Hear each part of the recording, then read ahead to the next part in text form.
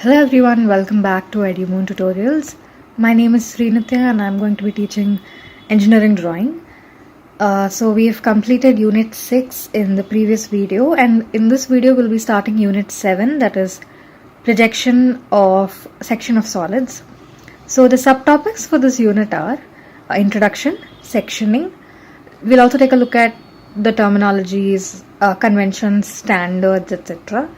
And then projection of section of solids. So we'll do some questions on that. So we'll check out sectional views, and there'll be three different cases, that is when the section plane is parallel, when the section plane is inclined, and when the section plane is perpendicular.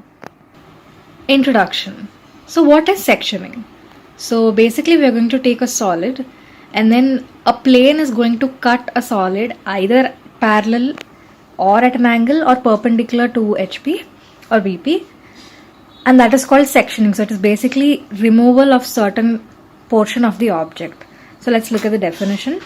A portion of the object is cut by a cutting plane or section plane, either the section plane is kept parallel, perpendicular, or inclined to one of the planes. So let me give you an example.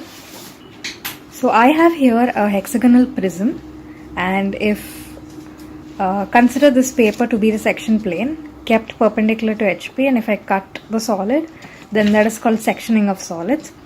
So let's take a look at its application. So why do we section the solids? So it is to see the details of the inside of a machine, so which are maybe hidden to the observer. When you cut them, the inner details are visible. For example, in machinery, to see the interior of the bolts and nuts, etc., you may have to cut the machine to show the details. The view of the remaining cutout object is called sectional view, and the cut surface is called section. The concept is same, so it is while solving questions it is same like projection of solids, except for we're going to also draw the section plane and the sectioned portion. Coming to the standards and conventions, the section plane is represented by a line like this. So it is, as you can see, it is similar to an axis line. So it's same like an axis line. You can use a 4H pencil or a 3H pencil, a light line. But its ends are darker, that is they are drawn using HP. And we place two arrowheads, perpendicular to this. Perpendicular to this. That is, these are always kept at 90 degrees. Let's say, so this is when our section plane is parallel.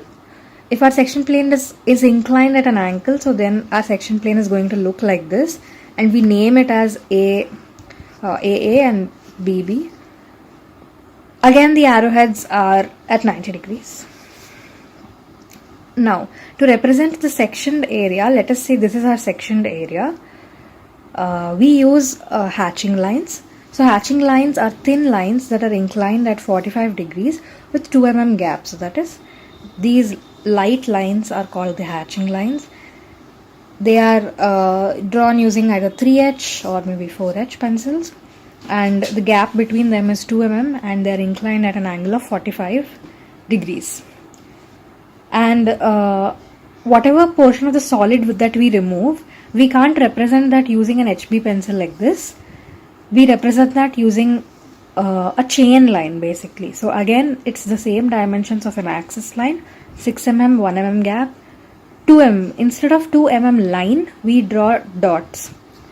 We put dots and then 6 mm line, and then it goes on. So generally in sectioning of solids questions, they generally ask to draw the true shape. So what is the true shape is the shape of the section projected on an auxiliary plane.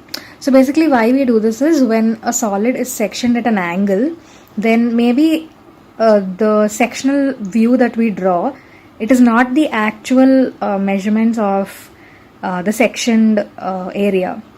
It could be a shortened view, it could be a shortened length.